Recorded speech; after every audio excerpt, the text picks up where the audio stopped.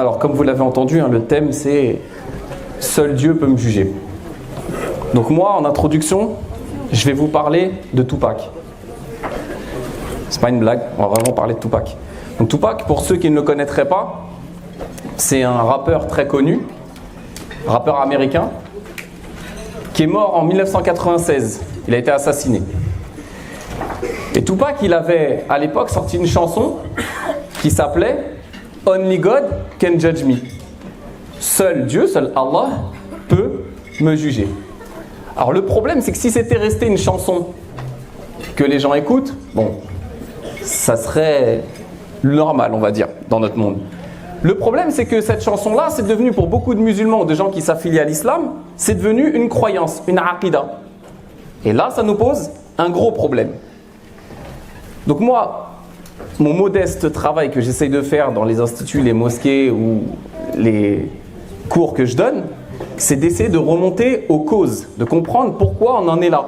Donc là, on va essayer de comprendre ensemble comment on en est arrivé d'une chanson de Tupac à une croyance dans le cœur des musulmans. Et premièrement, je vais remonter aux origines profanes de cette croyance, avant de parler du côté de l'aspect religieux. Au niveau profane, on peut relier ce concept de seul Dieu peut me juger, qu'on entend partout, au point que maintenant on ne peut plus dire quelque chose à quelqu'un sans qu'il nous dise « Ah, tu sais pas ce que j'ai dans le cœur, chacun sa tombe, il n'y a que Allah qui peut juger ». Eh bien, cette aqida, elle prend sa source dans 3 concepts philosophiques que je vais résumer et vulgariser pour la masse. Le premier, c'est le concept de sécularisation. Vous avez déjà peut-être entendu parler. La sécularisation, c'est le fait de... Bismillah, c'est bon. C'est le fait de cantonner, de restreindre la pratique religieuse à la sphère privée. À ce titre, la France a été une pionnière dans le monde, puisque c'est la première dans le monde qui est, à partir de 1789 jusqu'à 1905, la fameuse loi, vous connaissez, c'est les premiers qui ont justement restreint la pratique religieuse à la sphère privée. Alors que toute religion céleste, les gens du livre qui nous ont précédés et nous, on a vocation à la base à exprimer notre religion dans la société et publiquement. C'est le point commun entre toutes les religions. Donc ça, c'est le premier point, concept qu'on peut relier à seul Dieu peut juger. C'est des gens qui souvent ont une pratique séculaire de la religion. On leur a mis dans la tête que la religion, c'est que chez toi, c'est que de manière individuelle. Ce qui m'amène au deuxième concept philosophique, je fais des raccourcis pour pas trop m'étaler. C'est ce qu'on appelle en philosophie le principe, le concept d'individualisme. Alors le concept d'individualisme, c'est la primauté de l'individu sur la société. Pour ceux qui connaissent un petit peu, c'est l'inverse du confucianisme. C'est l'inverse total. Donc c'est la primauté de l'individu sur le groupe. Et l'individualisme a donné, lisez John Locke si vous voulez plus de renseignements sur le sujet, l'individualisme a donné ce qu'on appelle le libéralisme. Le libéralisme. L'idée que l'homme est guidé par son intérêt personnel, la maximisation de l'intérêt personnel. Et donc on a eu malheureusement, nous on a été touchés par ça aussi. Une sorte de, j'appelle ça la libéralisation de l'islam. On a des musulmans qui sont libéralisés, on va dire. On va utiliser un néologisme. Et donc, ils n'auront aucun problème à vous dire qu'il n'y a que Allah qui peut juger, puisqu'ils voient sa pratique comme étant non seulement sécularisée dans la sphère privée, mais en plus, ils voient ça comme uniquement de manière individuelle. Et troisième concept philosophique auquel on peut rattacher le concept de Only God can judge me, c'est l'hédonisme. Alors l'hédonisme en une phrase, c'est très très simple et vous allez voir le lien direct avec Only God can judge me tout de suite.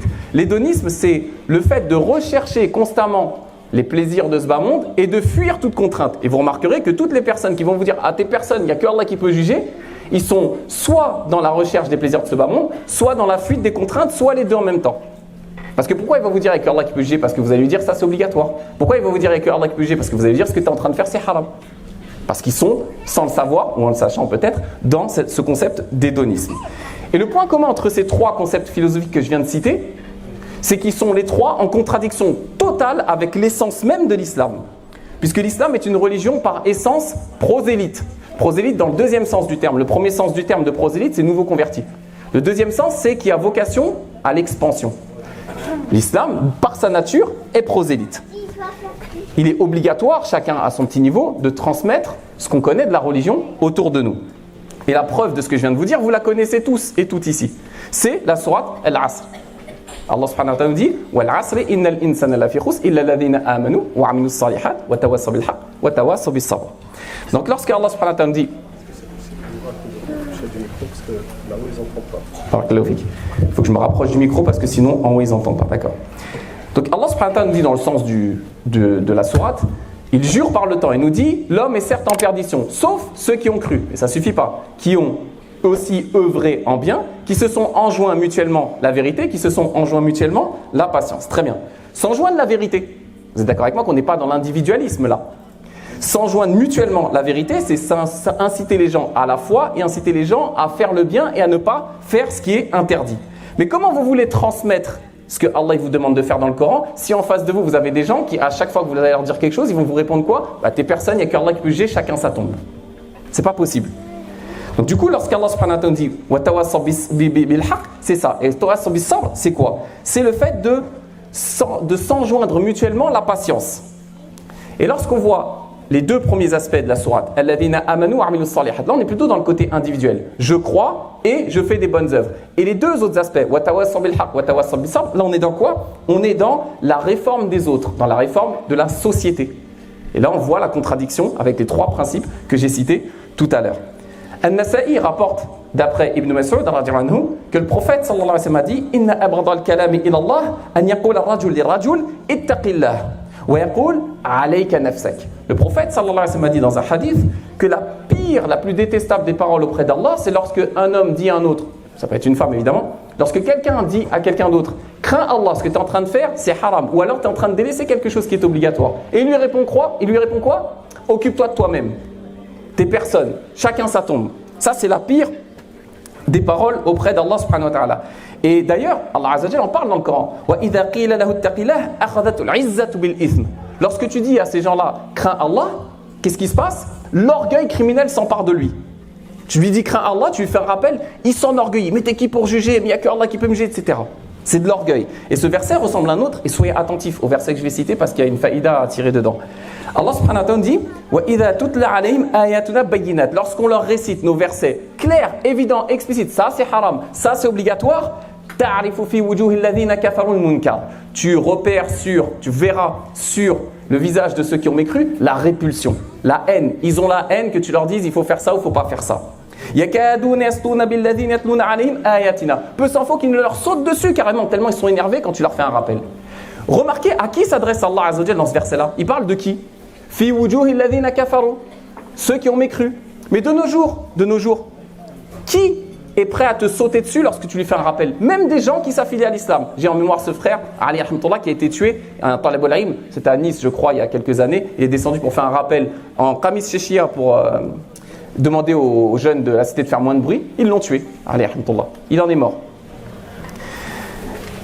Donc voilà, ça à la base c'est un verset qui concerne normalement les non-musulmans, mais qui de nos jours, on a l'impression que c'est les musulmans eux-mêmes qui ont ce comportement-là, ils sont limite prêts à te sauter dessus quand tu leur rappelles la parole d'Allah subhanahu wa ta'ala. Comment ils étaient les pieux prédécesseurs par rapport à ça? Dans le Musnad, dans Kitab Zuhd de l'imam Ahmed, on a un afar qui est rapporté d'après Omar ibn al-Khattab. Omar ibn al-Khattab, qu'est-ce qui s'est passé à l'époque? Il y a quelqu'un qui est venu le voir, il était calife, il est plus que président de la République, il était calife. Et il y a un homme qui discute avec lui, qui se dispute un petit peu avec lui, et qui lui dit Ittaqillah, crains Allah. Crains Allah. Les gens qui étaient autour de Omar, ils ont voulu lui sauter dessus. Omar, qu'est-ce qu'il a dit? Da'ouhum. Laissez-le. Vous voyez, il lui a fait un conseil. Ittaqillah, crains Allah. On s'attend, c'est Omar quand même, on s'attend à ce qu'il se passe quelque chose. Et c'est les gens qui ont voulu lui sauter dessus. Et Omar, qu'est-ce qu'il dit? Il dit laissez-le. Fala khayra fihim idha lam yaquluha lana. Il n'y a pas de bien si les administrés, les gouvernés, ne nous font pas le conseil et ne nous donnent pas de critiques constructives. Et il dit Wala khayra fina idha lam naqbalha. Et il n'y a pas de bien en nous si nous on n'accepte pas, en tant que dirigeants politiques, les critiques constructives que nous font les gens. Il n'y a pas de bien chez eux si j'ai inversé. Il n'y a pas de bien chez eux s'ils ne nous conseillent pas. Il n'y a pas de bien chez nous si on n'accepte pas le conseil. Voilà comment réagissaient les salaf salih face à la critique. Il n'y avait pas de c'est chacun sa tombe et il n'y a que Allah qui peut juger. Pour rester chez Omar ibn al-Khattab radiyallahu anhu, Omar, il disait Rahimullah mra'an ahda ilayya uyubi. Allahu akbar. Toi, il y a quelqu'un qui vient te faire une critique. Moi, il y a quelqu'un qui vient me faire une critique. On va mal le prendre. Omar ibn al-Khattab, qu'est-ce qu'il disait? Il faisait une invocation pour ces gens-là. Il disait qu'Allah fasse miséricorde à toute personne qui va m'offrir quoi comme cadeau? À un grec? Non. Qui va m'offrir comme cadeau de me montrer mes défauts. Critique constructive. Voilà. Il n'y a que Allah qui peut juger. Et d'ailleurs, Omar allait souvent voir Salman al-Farisi, le compagnon du prophète sallallahu alayhi wa sallam, et lui disait Ma ladhi balagaka anni mimma takrahu. qu'est-ce que tu as vu chez moi, ou peut-être tu as entendu quelque chose qui t'a dérangé, dis-moi, corrige-moi, aide-moi à progresser. On est bien loin de, il n'y a que Allah qui peut juger et chacun sa tombe. Allah subhanahu wa ta'ala nous dit dans le Coran, Kuntum khayra ummatin ukhrijat lin-nas. Ça y est, on a le totem d'immunité. Vous êtes la meilleure communauté suscitée aux gens. On est fait sortir pour les gens. Je vous invite à faire des recherches sur le tafsir de ce verset-là. Parce que souvent, le tafsir qu'on sort, celui que je vais vous sortir maintenant, c'est le troisième. Il y en a deux autres avant. Donc Allah Azza wa Jalla nous dit, vous êtes la meilleure des communautés. Est-ce que c'est mutlaqan comme ça, dans tous les cas, on est les meilleurs? Non. Pourquoi nous sommes les meilleurs? Ta'muruna bil ma'ruf wa tanhauna 'anil munkar wa tu'minuna billah. Parce que vous ordonnez le bien, vous interdisez le mal et vous croyez en Allah subhanahu wa ta'ala. Donc c'est une khayriya qui est conditionnée au fait d'ordonner le bien, interdire le blâmable et croire en Allah. Et ce sera le sujet de la conférence de Cheikh Nader, Inch'Allah. Donc, on nous dit, il n'y a que Allah qui peut juger, chacun sa tombe. Le prophète, sallallahu alayhi wa sallam, qu'est-ce qu'il nous dit? Parce que ça, c'est Tupac qui nous dit ça. Mais qu'est-ce que l'islam dit? On est en train de voir déjà dedans. Le prophète, sallallahu alayhi wa sallam, dit, Man ra'a minkum munkara falyughayyir. Celui qui voit un mal, qu'il le change. Il n'a pas dit, laisse-le, chacun sa tombe. Non, qu'il le change. Biyadihi. Physiquement, si tu peux intervenir physiquement pour changer un mal, fais-le. Fa illam yastati'. Si cette personne ne peut pas le faire, tu ne peux pas intervenir physiquement. Fa bilisanihi, avec la langue. Fa illam yastati'. S'il ne peut pas, même avec la langue, ni physiquement, ni avec la langue, intervenir, fa biqalbihi. Wa dhalika adrafu al-iman. Au minimum, tu désapprouves avec ton cœur. Nous, on est tellement anesthésiés que même quand on passe devant des gens qui font le haram, ça ne nous fait rien. On n'a même pas le degré le plus bas de la foi. Mais est-ce que, parce qu'Allah subhanahu wa ta'ala nous a demandé de transmettre, est-ce que ça veut dire qu'on va imposer aux gens? Non. Allah Azza wa Jalla nous dit parallèlement à ça, فَذَكِّرْ إِنَّمَا أَنْتَ مُذَكِّرْ لَسْتَ عَلَيْهِمْ بِمُسَيْطِرٍ. On vous impose rien, on vous braque pas. On vous dit simplement pour votre bien, faites les obligations. Pour votre bien, évitez les interdictions. Mais en aucun cas, nous sommes là pour imposer. Allah Azza wa Jalla, dans ce verset que j'ai cité, nous dit, dans le sens du verset, fais le rappel, tu n'es là que pour faire le rappel. Tu n'es pas là pour les contraindre. Dans un autre verset, Allah Azza wa Jalla nous dit, وَمَا عَلَيْنَا إِلَّا الْبَلَاغُ الْمُبِينُ. Ne nous incombe que de vous transmettre le message de manière claire. In ahsantum ahsantum li anfusikum wa in asatum falaha. Si vous faites le bien, tant mieux pour vous. Si vous ne le faites pas, tant pis. Mais nous, on est là pour transmettre. C'est ça notre seul rôle. On va parler un petit peu des Bani Israël. Vous connaissez l'histoire de Yawm al-Sabt? Yawm al-Sabt, Allah subhanahu wa ta'ala, je fais vite parce qu'on n'a pas beaucoup de temps. Allah Azza wa Jalla leur a interdit de pêcher les poissons un jour dans la semaine. Un jour dans la semaine.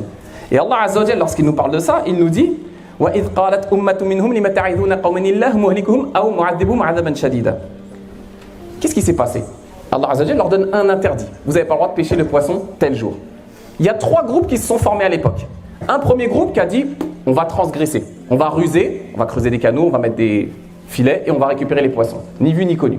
Donc ils transgressent. Vous avez un deuxième groupe qui est là, qui assiste à cette désobéissance mais qui n'intervient pas. Et un troisième groupe qui, eux, vont intervenir. Ceux dont Allah Azza wa Jalla nous parle lorsqu'il nous parle du verset que je viens de citer. Donc qu'est-ce qu'ils ont fait? Ils ont dit, nous, on va intervenir, on va empêcher le mal. Parce que c'est pas chacun sa tombe. Il faut qu'on intervienne. Et ils veulent intervenir. Le deuxième groupe, ils leur disent quoi? Ils leur disent, mais ça sert à quoi que vous interveniez en sachant que de toute façon, ils ne vont pas vous écouter. De toute façon, ils sont voués au châtiment, ces gens-là. Et ça, souvent, on se pose la question, pourquoi moi je vais intervenir? De toute façon, ça ne sert à rien. Al-Jawab, la réponse d'Allah Azza wa Jalla, قَالُوا مَعْذِرَةً إِلَىٰ رَبِّكُمْ وَلَعَلَّهُمْ يَتَّقُونَ. Premièrement, déjà pour dégager ta responsabilité le jour du jugement, parce que c'est une obligation que tu as d'intervenir. Donc il faut que tu dégages ta responsabilité le jour du jugement. Et deuxièmement, qu'est-ce que tu en sais qu'ils ne vont pas t'écouter? Oui, sur 10 que tu trouves dans un hall qui sont en train de fumer, tu vas leur dire c'est haram, tu vas leur faire le rappel, il y en a 9 qui ne vont pas t'écouter. Peut-être il y en a un, le lendemain, tu vas le retrouver où? À la mosquée. Et tu auras été la cause de sa guidance. Allahu Akbar. Le prophète sallallahu alayhi wa sallam nous donne des métaphores, des images pour qu'on comprenne les choses. Et quand il nous parle de la umma, il nous dit par exemple innal mu'min lil mu'min kal bunyan yashuddu ba'dahu ba'da wa shabbaka asabi'ahu. Le prophète sallallahu alayhi wa sallam il a croisé ses mains, il a dit le croyant pour son frère, c'est comme un édifice, des briques qui se soutiennent les unes les autres, et il a croisé ses mains pour bien montrer ça. Est-ce que parce que le lien qui nous lie tous, c'est la fraternité et l'amour mutuel, est-ce que ça veut dire qu'on ne doit pas se dire les choses quand ça ne va pas? Est-ce que ça veut dire qu'on s'occupe chacun de nous-mêmes de manière individuelle, comme je l'ai dit au début, et qu'on doit laisser la critique constructive? Non, évidemment. Et d'ailleurs, quand le prophète sallallahu alayhi wa sallam nous dit Al-mu'min, mir'atul mu'min, le croyant, c'est le miroir de son frère. Vous avez vu l'image, comment elle est forte? C'est le miroir. Vous êtes d'accord avec moi que le miroir, quand tu te regardes dedans, il te montre tes bons côtés, mais si tu as un bouton au milieu du front, il va te le montrer aussi. Et bien le croyant pour son frère, c'est la même chose. C'est pas chacun pour soi. C'est si tu vois quelque chose qui ne va pas chez ton frère ou chez ta sœur, il faut que tu interviennes. Bil maw'idatil hasana. Oui, par la meilleure des manières, mais il faut que tu interviennes. C'est ça, être le miroir de son frère. Donc là, on voit bien l'opposition avec l'individualisme et l'hédonisme, ce que j'ai cité au début. Maintenant, on a vu l'origine philosophique de cette parole-là. Je regarde le timing, c'est bon, j'ai le temps. On va maintenant remonter à l'origine religieuse de cette parole. Parce que certains pourraient se dire, oui, mais c'est quand même un verset du Coran. Il n'y a qu'Allah qui peut juger. Inil hukmu illa lillah. C'est une partie d'un verset. Quels sont les premiers dans l'islam qui ont dévoyé le sens de ce verset? Parce que oui, ce verset existe. Mais quels sont les premiers dans l'histoire qui ont dévoyé, qui ont pris ce verset-là et qui l'ont complètement sorti de son sens? C'est une secte qu'on appelle, que vous connaissez sûrement, Al-Khawarij. Al-Khawarij, les dissidents. Ils ont pris cette phrase-là, ils l'ont sortie de leur contexte, ça les a amenés à combattre les compagnons, à tuer des compagnons. Parce que quand vous sortez un verset de son contexte, ça peut vous amener à des dingueries. Donc oui, effectivement, ils ont dit de Ali, parce qu'il y a eu une guerre, je résume vite fait, il y a eu une guerre entre Ali et Muawiyah, et à la fin, pour éviter qu'il y ait trop de sang, ils ont proposé qu'il y ait des juges neutres qui interviennent pour trancher qui a raison, qui a tort entre Ali et Muawiyah. Et les Khawarij, qu'est-ce qu'ils ont dit? Ah non, vous ne pouvez pas ramener des juges humains. Pourquoi? Parce que Allah Azza wa Jalla a dit Inil hukmu illa lillah, il n'y a que Allah qui peut juger. Ali, qu'est-ce qu'il a fait? Il leur a envoyé Ibn Abbas.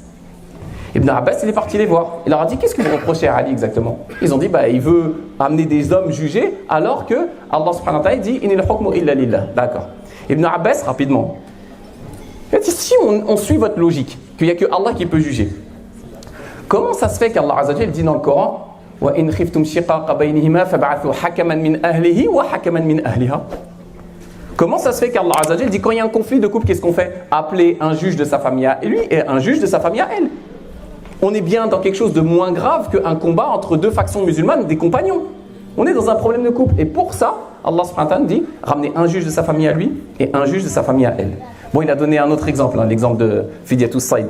Lorsqu'on a transgressé l'interdiction de chasser pendant l'état d'ihram, pendant le hajj ou pendant l'umrah, à l'époque, Allah Azza wa Jalla dit, Yahkum bihi dhawa adli minkum. Pareil, on fait intervenir des juges neutres. Des juges neutres qui sont justes. En aucun cas, on a dit, il n'y a que Allah qui peut juger. Donc Ibn Abbas leur a prouvé qu'ils avaient pris une parole, kalimatu haqqin yuradu biha batil. Il a dit à Ali, c'est une parole vraie, oui, inil hukmu illa lillah, mais c'est une parole vraie par laquelle on vise le faux, ce qu'on appelle en français un sophisme. Donc, qu'est-ce qu'elle veut dire cette parole? Inil hukmu illa lillah. Seul Allah peut juger, ou le jugement n'appartient qu'à Allah. C'est-à-dire que nous, sur terre, on ne peut pas vouer quelqu'un au paradis ou à l'enfer. On ne peut pas dire à quelqu'un, toi tu vas aller en enfer. Assuré comme ça. Ou l'inverse, toi tu es voué au paradis. Pourquoi? Parce qu'on ne sait pas. Peut-être que lui demain il va apostasier, ou peut-être l'inverse, le kafir demain il va se convertir à l'islam. Là oui, il n'y a qu'Allah qui peut juger qui va aller au paradis, qui va aller en enfer. Mais sur terre, on a bien besoin de juges. Sinon ce serait l'anarchie sur terre. Tout le monde pourrait voler. Tu le convoques au tribunal, vous avez volé monsieur, vous avez tué. Ah ben non, il n'y a qu'Allah qui peut juger. Ça n'a aucune logique.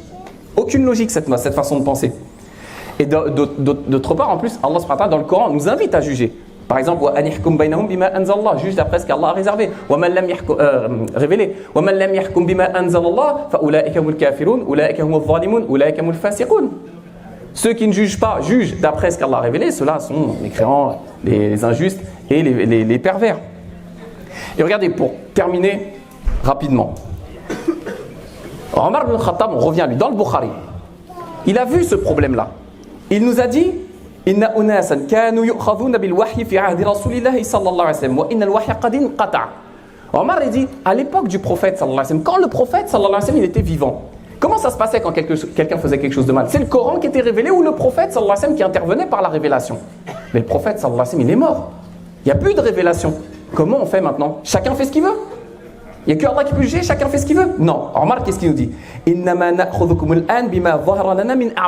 On va vous juger selon quoi? Selon vos œuvres. Selon vos œuvres. Et il nous dit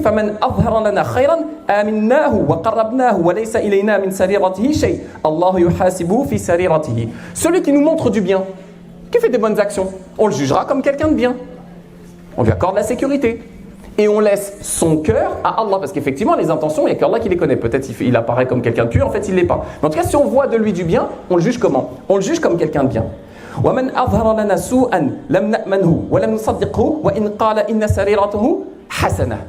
Par contre, s'il fait que du mal, il fait des mauvaises actions, qu'est-ce qu'on fait? On le juge comme quelqu'un de mauvais. Même s'il nous dit, mon cœur, il est bon. Parce que ça, ils vont vous le sortir aussi. Tu sais pas ce que j'ai dans le cœur. Oui, je fais rien de bien, mais tu sais pas ce que j'ai dans le cœur. Non, on sait pas ce que tu as dans le cœur. Par contre, on voit tes actions. Et ça, on a le droit de le juger en islam. D'ailleurs, il y a un hadith, certes avec une chaîne de transmission faible, dans lequel le prophète sallallahu alayhi wa sallam aurait dit Umirtu an ahkuma bi-dhahir, wallahi yatawalla as-sara'ir. Allah subhanahu wa ta'ala, le prophète sallallahu alayhi wa sallam nous dit, dans le sens du hadith, on m'a ordonné de juger selon les apparences et c'est Allah qui jugera les intentions. Voilà. Et dernière chose, juste un autre argument que vous pourrez transmettre autour de vous, c'est que quand ils sont acculés face à ces arguments que je viens de vous donner, souvent la dernière balle qu'ils vont vous tirer, ces gens-là, c'est quoi? Ils vont vous dire « Ah, ok, tu as peut-être raison. Mais toi, tu me parles. Mais toi-même, tu fais des péchés. Et tu me dis à moi qu'il ne faut pas faire ça, alors que toi-même, tu n'es pas clean. » Je vais vous citer une phrase d'un grand savant qui s'appelle Ibn Rajab al-Hanbali. Il a dit « لو لم يعد الناس إلا معصوم من الزلل لم يعد بعد رسول الله صلى الله عليه وسلم أحد لأنه لا عصمة لأحد بعده. » Il a dit « Si on suit votre logique et que parce que moi je ne suis pas parfait, je n'ai pas le droit de vous dire à vous qu'il faut faire la prière, qu'il faut payer la zakat, etc. Si on suit cette logique, Ibn Rajab il dit « Aucun homme sur terre ne pourrait faire le rappel à un autre. » Et pourtant on a vu que c'est une obligation. Pourquoi? Parce que le seul être humain à qui Allah Azza wa Jal a accordé l'isma, l'immunisation contre les péchés, l'immunité contre les péchés, c'est qui? C'est le prophète sallallahu alayhi wa sallam. Sinon, en dehors du prophète, même les compagnons ont commis des péchés. Alors que dire de nous? Donc ça aussi, c'est pas logique de dire tu fais des péchés, donc tu n'as pas le droit de faire le rappel. Au contraire, au contraire. Par contre, effectivement, si on veut être crédible, pourquoi Allah Azza wa Jal a choisi comme prophète les meilleurs des personnes? Parce que sinon, c'est pas crédible. Si tu dis à quelqu'un arrête de fumer et toi tu fumes, c'est moins crédible que si tu fumes pas. Bien que ce soit quand même crédible. Moi, je me rappelle à mon époque, les grands, ils venaient et nous disaient fais pas comme moi. Fais pas comme moi. Moi, je fais du rap, toi, fais pas du rap. Fais des études. Je fume, toi, fume pas. Je bois, bois pas. Maintenant, c'est l'inverse. C'est les grands qui les entraînent là-dedans. Vous voyez ou pas? Donc, même si tu n'es pas crédible, tu sais que toi, tu es dans ce péché-là. Tu sais que tu pêches. Tu sais que tu n'es pas parfait. Est-ce que ça t'empêche de dire aux autres de ne pas faire ce que tu fais ou de ne pas faire certains péchés qu'eux, ils font que toi, peut-être, tu fais pas? Non. Tu interviens. Au contraire. Mais si tu veux de la crédibilité, vaut mieux toi-même appliquer ça à toi. Et dernier verset avec lequel je termine, Inch'Allah, le verset dans lequel Shu'aib alayhi salam s'est adressé à son peuple. Il leur a dit وَمَا أُرِيدُ أَنْ أُخَالِفَكُمْ إِلَى مَا أَنْهَكُمْ عَنْهُ إِنْ أُرِيدُ إِلَى الْإِصْلَاحَ مَا اسْتَطَعْتُ. Et je m'arrête là-dessus. Allah Azza wa Jalla, dans le sens du verset, Shu'aib il a dit à son peuple moi, ce que je vous demande de faire, adorer Allah Azza wa Jalla, faire la prière, etc. Il a dit moi, je ne fais pas le contraire de ce que je vous demande. Je suis le premier à appliquer ça. Crédibilité. Je suis le premier à faire ça. Je suis le premier à faire ce que je vous demande de faire. Et mon seul but, et c'est notre but ici à tous, Inch'Allah, c'est la réforme des gens, autant qu'on le peut. Subhanakallahumma bihamdik, nashhadu an la ilaha illa ant, nastaghfiruka wa natubu ilayk.